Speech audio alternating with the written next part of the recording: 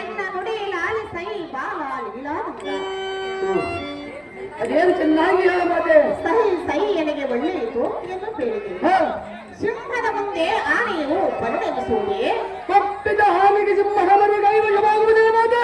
ದುರ್ಬಲರಾದ ಕೌರವರ ಸೈನ್ಯವನ್ನು ಕೊಟ್ಟರೆ ಅಯ್ಯೋ ಹೆಬ್ಬಾವಿನ ಬಾಳುವಳೆಗೆ ಗುಬ್ಬಿ ಬಂದು ಸಿಲುಕಿದಂತಾದೀತು. ಗುಬ್ಬಿಯ ಬಲೆಯೊಳಗೆ ಹೆಬ್ಬಲಿ ಬೀಳುವುದೇ ಮಾತೆ.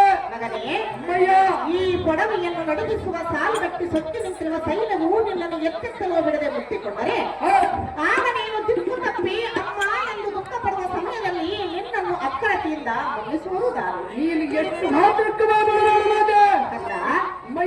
ನೀನು ಒಂದೇ ಹಠವನ್ನು ಹಿಡಿದುಕೊಂಡರೆ ಸಿಂಧು ಪುರುಷನಿಗೆ ಎಂದಿಗೂ ಮೆಚ್ಚಲಾರನೋ ಬಾಲ ಭವ್ಯಮಶೀಲ.